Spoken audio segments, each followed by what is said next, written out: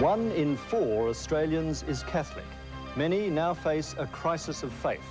Pope John Paul II has thrown down a gauntlet to the faithful. Toe the line on the Church's teachings or else.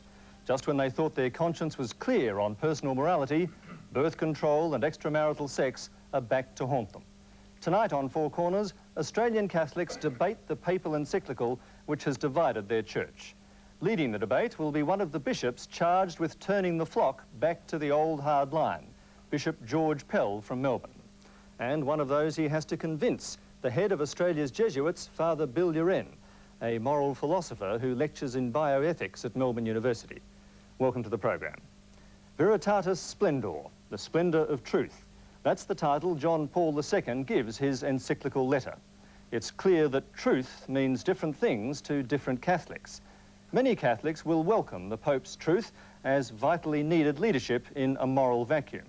Others reject it as holier-than-thou irrelevance, believing the harsh truths they confront in their daily lives can never really be understood inside the cloistered environment of the Vatican.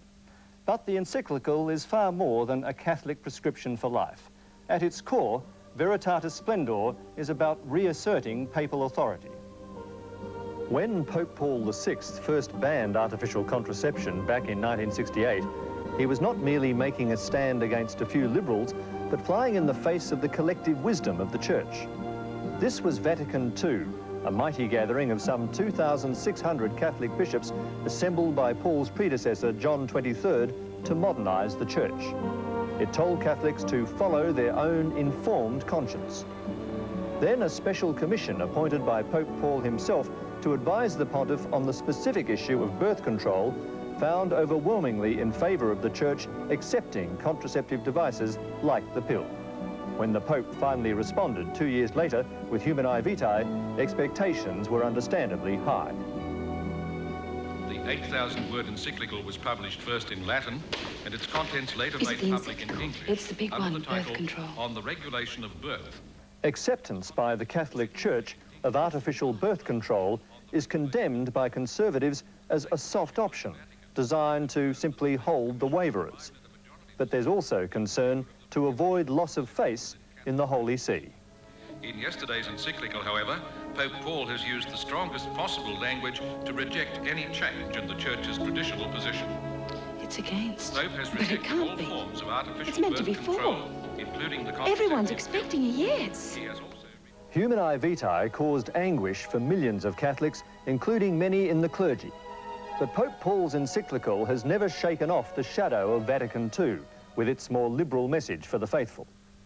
More and more Catholics have felt free to exercise their own consciences on matters of personal morality, like birth control and sex outside marriage.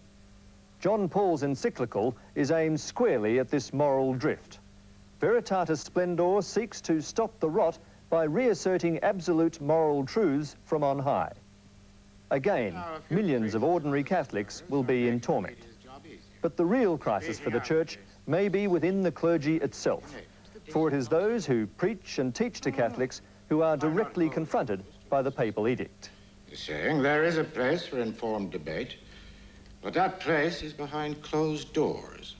As far as the public is concerned, we need to present a united front. The fact is, we have to sell this encyclical to the laity as though our jobs depended on it. Because, my friends, at bottom, they do. Well, Bishop Pell, in fact, is there any room for dissent for the clergy now? Well, I'm not so sure there is, because the purpose of the encyclical is to reassert the moral teaching of Jesus Christ, who the Pope says is the word of truth about good and evil. The situation has certainly deteriorated since the Second Vatican Council, which never at any stage suggested a person was free to follow his or her own conscience. What the Pope is doing is reasserting the basic moral teaching of the New Testament, which is common to all the mainline Christian churches. So senior men and women of the cloth, like you, Father Uren, will not be able to exercise your own conscience? Well, it's what's known as an encyclical letter, this letter of Pope John Paul, and in the Second Vatican Council it said that such encyclical letters were owed what is known as religious assent. Now, it's important, I think, right at the very beginning to distinguish what level of teaching this is. It's a very authoritative statement, but you'd put it somewhere about the third or fourth level of authoritative teaching within the church. So you don't put the onus on you quite as highly as obviously the bishop does to toe the line? No, I would think that it's important that the expression and the direction given to us by Pope John Paul in this document is treated with great respect. The arguments are closely examined, but I don't think it precludes informed debate among people who are aware of the issues that are at stake. Is that good enough, Bishop? No way. It's a very legalistic approach. We've only infallibly defined a couple of things. But how far do you want him to keep him under the thumb, if you like? I mean, are people like the father here, a very senior man, a theologian, are they supposed to be moral puppets now? Not at all. What we're doing is presenting the teaching of Jesus Christ. Whether it has a tag of a particular type, I think, is quite secondary. The real point is whether Christians believe that when the Pope says he is repeating and explaining the teaching, the moral teaching of Jesus Christ, whether in fact in the bases of the encyclical, whether in fact Catholics accept that he's doing that. And they will honestly say yay or nay, and then the Church knows where everyone stands.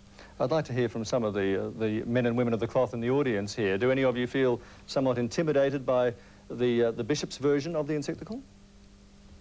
It's not. I don't think intimidation is the appropriate question. But haven't you, in fact, already been told, Father Kelly, that you have to toe the line now? You have to pull your head in? By the same bishop. Exactly. That's absolutely incorrect. George, there were only two of us there. That was what you told me. You told me to watch out. What I said was there might be a gear change. I mean, I was quite surprised. Gear change? I was quite surprised. You don't mean the loss of priestly garb? No. I think that's gone. I was quite surprised to see a private conversation quoted in the press, but what I said was that I thought there might be a gear change, and given that I'm a friend of Father Michael's, I said, be careful. George, if I may, I mean, with respect, for a bishop to be telling a priest that he'd better watch out is a pretty serious matter. I didn't say that. But would you like to explain to me what you did? I just have. I just said, be careful. Well, what the point is, the point is, how do you deal with priests and nuns and so on who don't apparently toe the line as you say they should? Well, I would suggest to those priests and nuns that we don't debate it on television. In the first instance, as we usually do in Australia, we talk about it privately. If there are significant policy or doctrinal differences, there are fora for discussing those. We don't immediately go public. It's precisely that the Pope is trying to change. Well, I would wonder whose church I belong to. It seems to me that the Roman Catholic Church to which I belong does not just belong to the papacy or to bishops. It is the people of God, and I do believe that the people of God also have things to say before God and in the light of our tradition. There's no dispute about that between, I think it's Sister Veronica and myself and the Pope. That's not the issue. The issue is where are the parameters of moral teaching, and if there's a dispute, who has the last word on what is the Catholic teaching? How people are able to live that out in their own lives, that they have to answer for that before God. I find it very difficult to square in my unfortunate conscience that the teaching authority of the Church does not also have to listen to the experience of the people who live out these problems. I find it very strange that the encyclical seems to set aside several hundred years of careful thinking on moral matters, seems to be out of touch, if you like, with contemporary thinking. It does seem to me that the tradition of the Church has always been that God speaks to us within our culture and not necessarily from on high. Do you see this as the opportunity to draw the line in the sand, if you like, against the drift that has been happening within the church? Yes, and so does the Pope. The Pope says there's a crisis. He says that this orchestrated and public dissent about basic Catholic teachings is doing great damage, is causing great confusion. And I've seen this with our Catholic youngsters. Often they really don't know what the Church is teaching. And I think they have a right to hear from us what is genuine Catholic teaching, and then they will make up their own minds. Well, I'd like to go on to this issue. You said you were going to draw the line in the sand, if you like, about the drift towards liberalism in the Church. There is a counter-argument, I guess, and that is that liberal teachings very much have failed in recent years, that we now have more family breakdowns, Father Uren, that in fact people are crying out for a moral beacon, a clear framework, if you like. Well, I mean, people often do point back to the Second Vatican Council as a watershed in this type of discussion.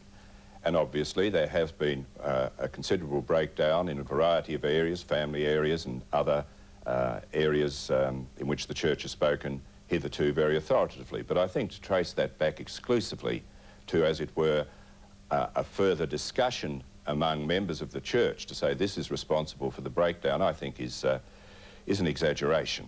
I think you've only got to look at the fact that because, say, the Catholic Church, particularly in Australia, has invested so heavily in education, it was only a matter of time before members of the Church would not necessarily be satisfied with what they hear in sermons on Sunday, that they would try and integrate that with their wider cultural experience, draw upon a variety of data that are available to people who go to secondary schools in the first instance and then into tertiary education, and that this authoritative mode, which admits, as it were, of no debate or precludes debate or says, draws lines in the sand or says this is the last word, that obviously is not going to wash. Can I just cut through a little if I can here? Clearly, rightly or wrongly, a lot of people who regard themselves as good Catholics do use contraception. Sister Hall, can I bring you in here and ask you how you feel that those people who have been using contraception, they feel in good conscience, will now feel that they're being told that it's akin to intrinsic evil? It's the same situation again. The women's experiences are not being listened to. Because of my work in a centre against sexual assault, I'm constantly hearing of stories of women being raped. I'm hearing stories of women who have been raped by fathers, by their uncles, by their husbands in marriage, and there's no room for those women in this encyclical. And it's a real shame and a pain for these women that those issues are not being addressed, that their whole experience and the reality of their lives is not being addressed in this encyclical. And so where do these women go? They're expecting leadership from the Church, and again, they're being let down by a male-dominated Church. They need leadership, and the leadership is coming from the laity in the Church and from the religious. It is not coming from our bishops, and it is not coming from our Pope. So again, it's a scandal. Bishop, it is often a perception of the Catholic Church, isn't it, that you have this problem of sheltered celibate men ruling, if you like, on worldly issues, often affecting women. That is a perception, but I wonder, with some of the things that have been said tonight here already, whether in fact the people making these claims about the encyclical have even cited it, let alone read it thoroughly. The encyclical is very pro-women. Every incidence that you laid out as objecting to would be explicitly and regularly condemned by the Church, and to the extent that any of us didn't do it, we would be judged as failing against the standards of the encyclical. Bishop, I'd just like to say on that even the language of the encyclical is non-inclusive. It does not include women. They are not even named in that encyclical. That's a cultural thing. Because the encyclical is addressed not to men and women within the Catholic Church, not to people of goodwill. The encyclical is addressed to bishops. And the sort of argumentation that Father Uren is calling for has been left to people like himself and myself. And the Pope is saying, instead of denigrating Catholic teaching, get out and correct some of the rampant misapprehensions about what we stand for, and explain the age-old gospel of morality and respect for persons. I'd like to hear from some of the supporters of the encyclical on this. I just want to take up the point that there seems to be an attitude that somehow the Church's teaching reinforced in this document about contraception is anti-woman and that women's views aren't being listened to on this question, because I find the Church's teaching on contraception as a woman fabulous, because what it says is that you alone are not meant to bear the burden of contraception. This is something that takes place within your married relationship. Your husband bears equal responsibility with you. You're not the one who alone has to make decisions about condoms, and all the condom ads are directed at women, about pills or whatever. And that as a woman, we in the Church accept you in the totality of your parts. We're not saying to you, turn off your fertility now. We don't want to accept you as a mother. We want to accept you as a worker or this or that. And I think in the Church's teaching on contraception, it's about the only body in the world today that recognises me as a woman and recognises the way that my husband and I share our creative power in our marriage. Bernice Moore, would you want to comment on this? I would have to say that women don't all share the view of this younger woman here, that women who were affected by the Humani Vitae debate, you know, are still carrying the scars that they... In what way? Well, they either went along in toto with what the Church said or what they understood the Church as saying, and they had as many children as they could have, and they still feel that they were somehow denuded by that. Happy as they are to see their children now grown up, they're also happy that their children have got a different, an entirely different attitude to the birth control issue, which in fact people, I mean, we can shut the door on this argument really, because people have made their decision. Young women have made their decision on that, basically. The horse has bolted. Yeah, it has. Over here, please. Yes, I think it'd be a great pity if we inadvertently led people to believe that this 180 pages is about contraception. You must have a look and see what it says about political life. You must have a look and see what it says about those practices in business and commercial life which are against human dignity. We'd have a very different kind of political and business life here in Australia if the things that are said to be against human dignity were actually accepted by people and lived out by people. Peter Singer. Yes, if I could come in there. Firstly, I think it's a little misleading of Bishop Pell and of Bernadette Tobin to say that it's not a very significant document for the debate about contraception, particularly in Australia. Because I understand what's happened here. There has been a bishop's statement, I think, from about 1974, which essentially said that people following their conscience were not to be condemned if, in the light of their conscience, they decided that the use of contraception was acceptable for them. It seems to me that that is precisely one of the errors, so-called errors, which this encyclical is concerned to condemn. So if it's followed, it would seem to me a logical consequence that that bishop's statement would have to be withdrawn, and all those Catholics who have been told by their priests that they are entitled in their light of their conscience to follow their own conscience and therefore to take the pill will now have to be condemned. And that is a disaster. If that happens, and it seems to me that's a very reasonable reading of this document. If that happens, a lot of people are going to really be quite tortured. Some of them are perhaps going to leave the Church. Some of them may go on the pill. But the global results of that, considering Catholics around the world in developing countries, seems to me to be disastrous. Could I have a little clarification about what, in fact, the 74 statement said? The 74 statement of the bishop said quite a number of different and balancing things. One thing it did say was that if a person didn't follow the teaching of the Church on contraception, there was no obligation for them to be excommunicated, to be driven from the Church. And because of the comparative importance of the issue, I'm sure that today everybody would stand with that. But it also made quite clear in that statement that people should conform their consciences to the official teaching which had been given by the Pope. If they decided to differ, one of the consequences that no one was going to try to apply was excommunication or to remove them from the Church. But the real point here is that this encyclical is dead in the water already. Why? Because, see, I'm a lawyer, and I know, as other lawyers here would know, is that if you don't have an enforcement system for law, you may as well throw it away. That's the international law experience, because there's no enforcement. You need enforcement. And the challenge to Bishop Pell... Well, what are you suggesting here, moral police? No, what I'm suggesting here is not enforcement in the bedrooms of Australia in relation to contraception. I'm talking here in terms of the teachers in the church who refuse to teach Christ's truth, that they can no longer be allowed with impunity to have this endless debate.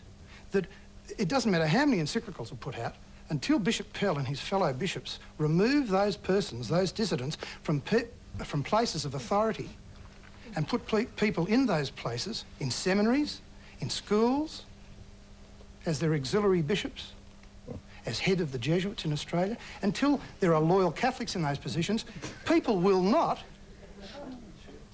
understand what the Church's teachings are and do them. And I asked Bishop Pell, when will those people be removed, and when will the people who actually dissent from what is an infallible teaching, Humana Vitae, even Hans Kung says it is. The point you're making is a sound one, that for the last 25 years or so, if you like, there's been a generation growing up in that more liberal atmosphere. They're all out there in the schools now, in the parishes now.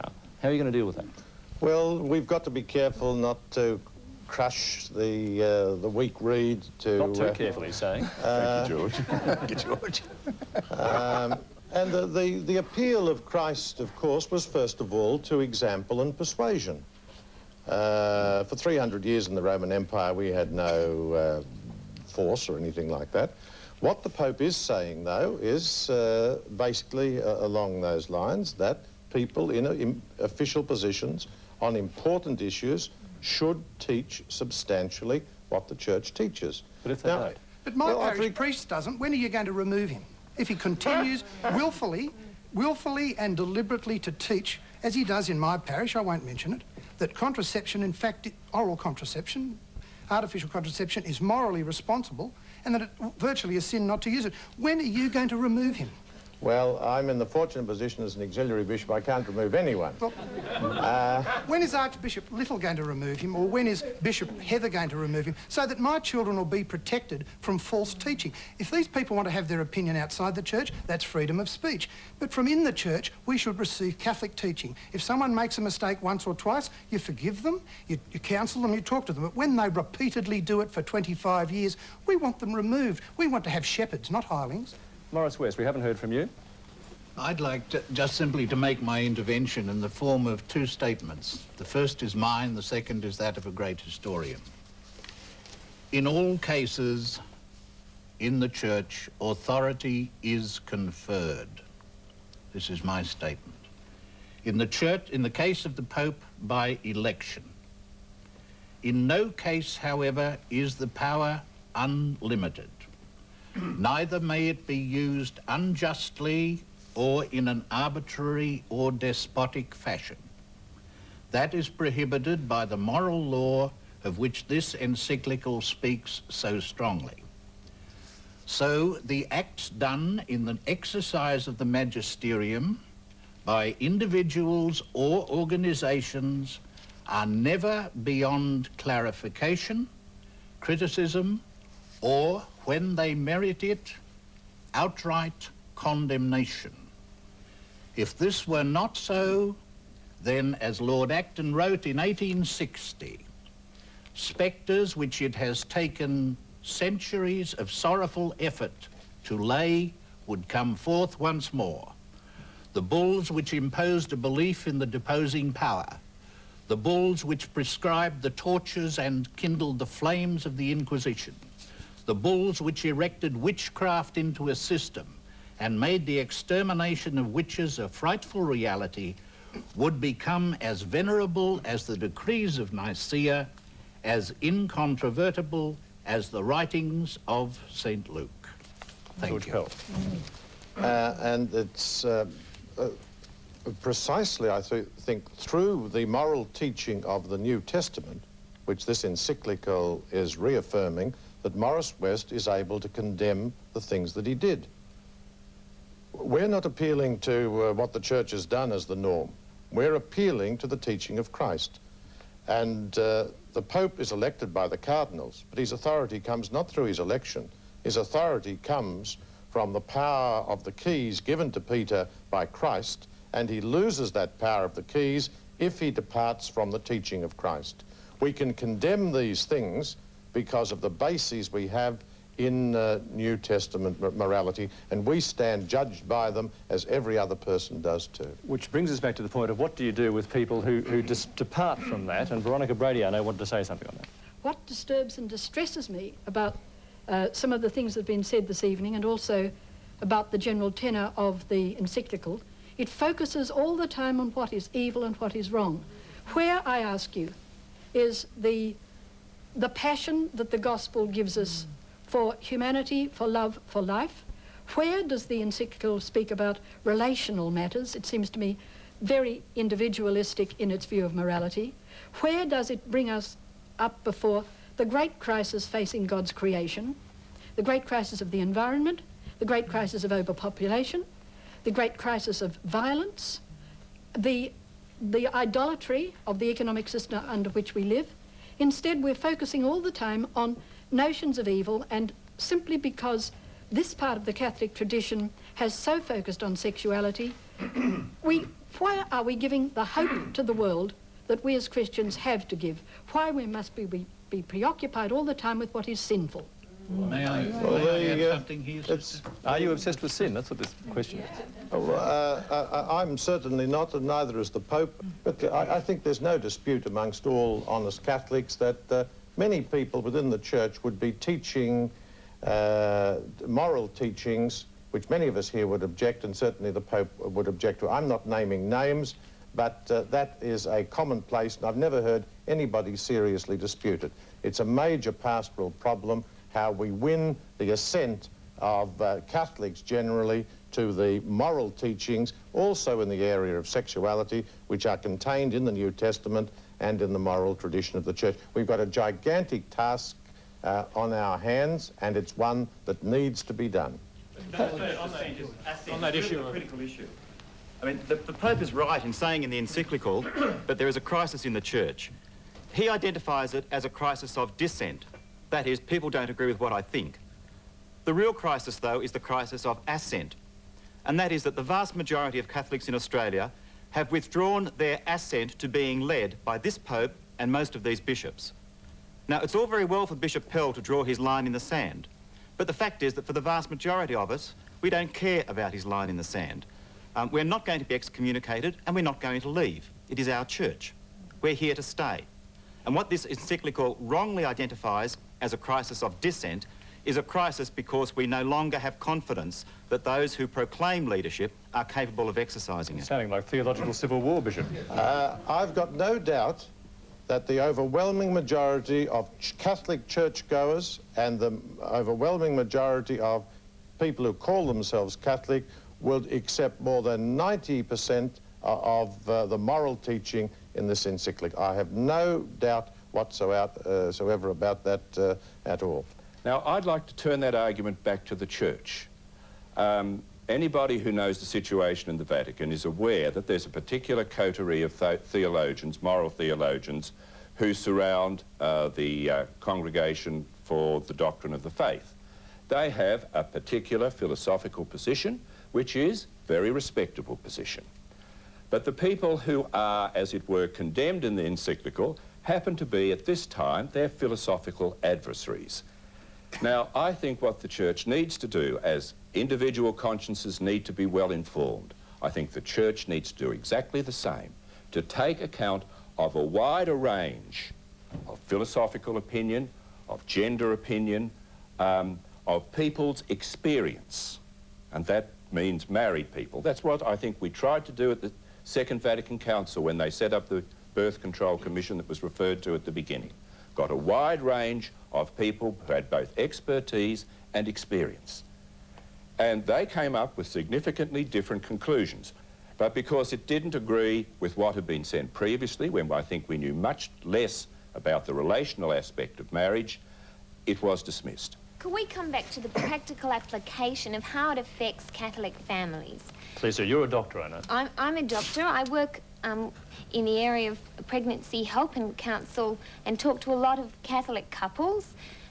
They realise that the Pope is encouraging them, by reinstating Humanae Vitae, is encouraging them to be generous in their family size, But if there is a serious reason for limiting their family size, encouraging the use of natural family planning.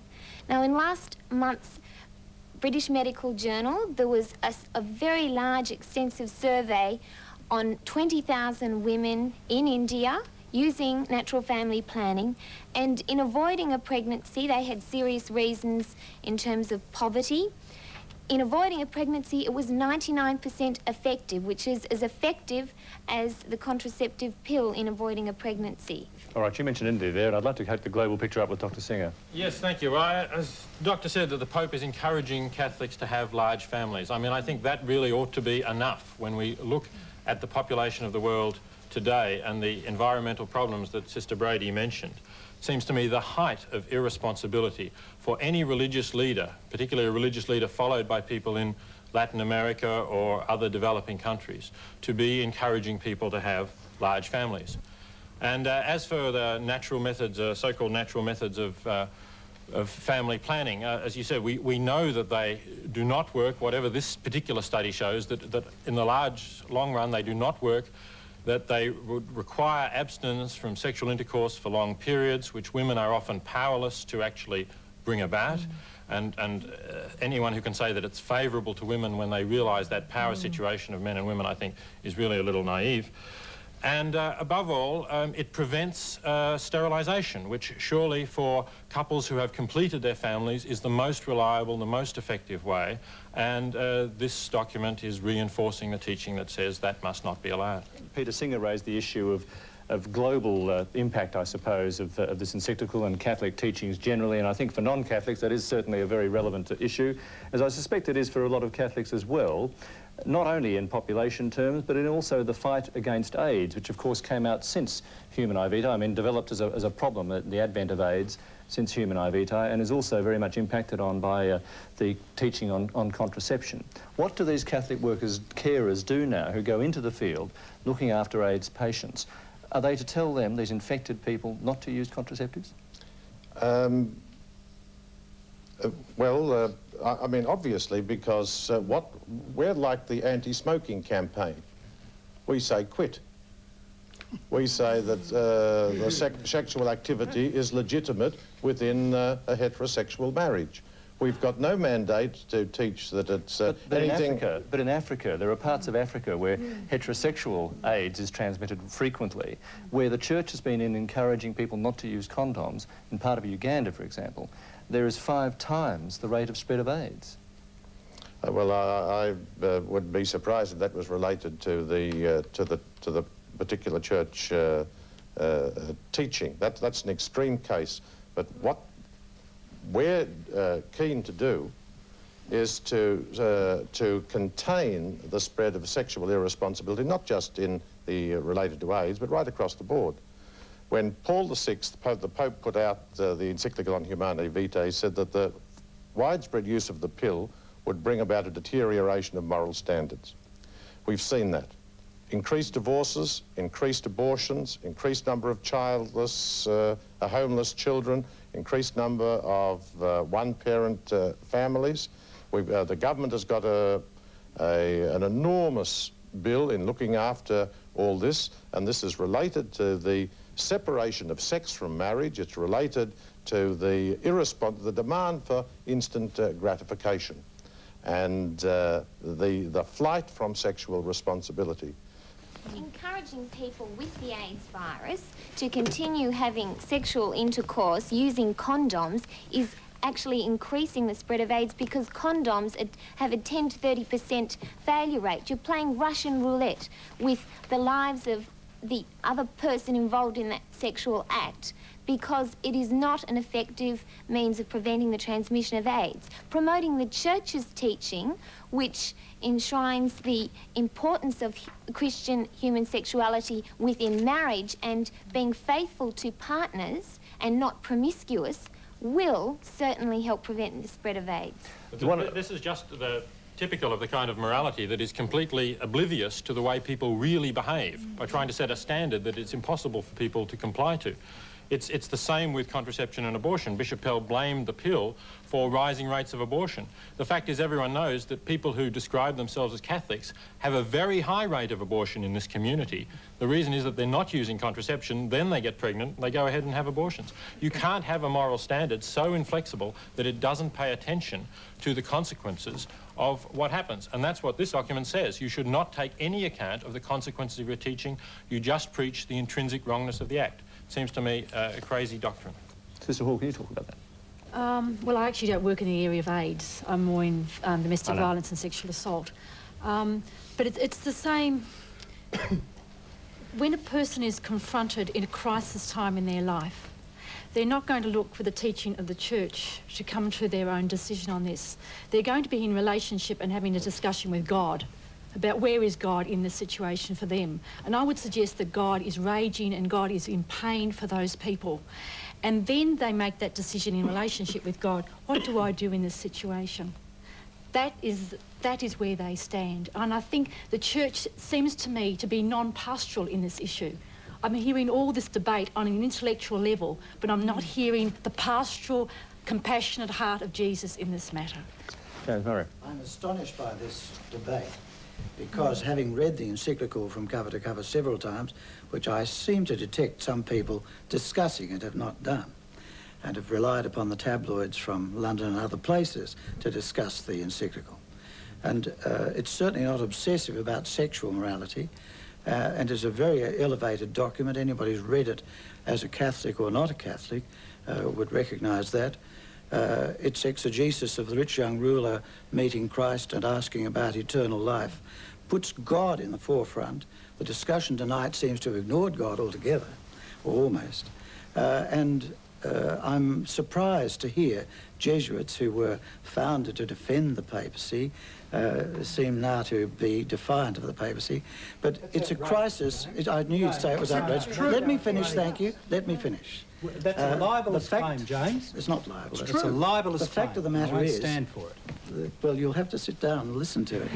I'll come to you in a moment, Father Gillis. Terribly wicked. The fact of the matter is that there's a crisis of authority in all the churches. It's not confined to the Catholic Church, and there are a large number of people who have left the churches because they feel it doesn't speak with a clear voice. Now, whether one agrees with everything that's in the encyclical or not, it appeals for a heroic moral life of the kind which Bishop Pell quite properly has characterised as deriving from the New Testament. An enormous number of Christians outside the Catholic Church will feel perfectly comfortable with this encyclical in most of its parts. All right, I think we have to go to the aggrieved Michael Kelly here. Father Gillis. I'm not aggrieved. I just think, for the public record, Father Uren and I, we're the only two Jesuits here. No, there are two novices up there. Oh, are there? Three novices, sorry. Good afternoon. There are...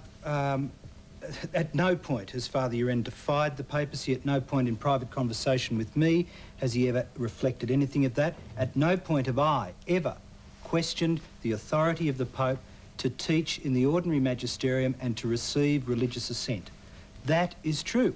But like everything else in the Church, Father Uren has said, what are the qualifications of religious assent? That the discussion should respect what the Holy Father has said, but that is not the end of the matter.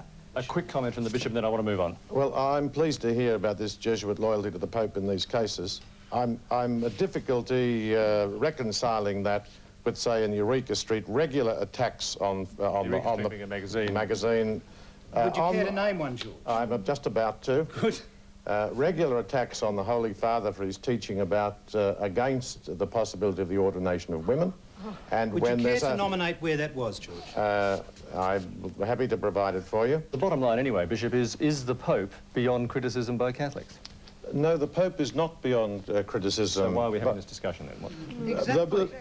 Because when the Pope is repeating the teachings of Christ, when the Pope is teaching officially, assent is required from Catholics, and in particular from Catholic bishops and priests. If the Pope is talking about the weather, or we don't have to take it in notice, if he's talking about politics, there's much more room for manoeuvre. But when the Pope is repeating the teachings of Christ, as he explicitly claims in this, his authority, the power of the keys rests with the Pope and the bishops, not with, ultimately, not with the mass of churchgoers or non-churchgoers. We have to round up now, but I'd like to get a concluding comment from you, Father Uren, if you could, about the impact of this encyclical.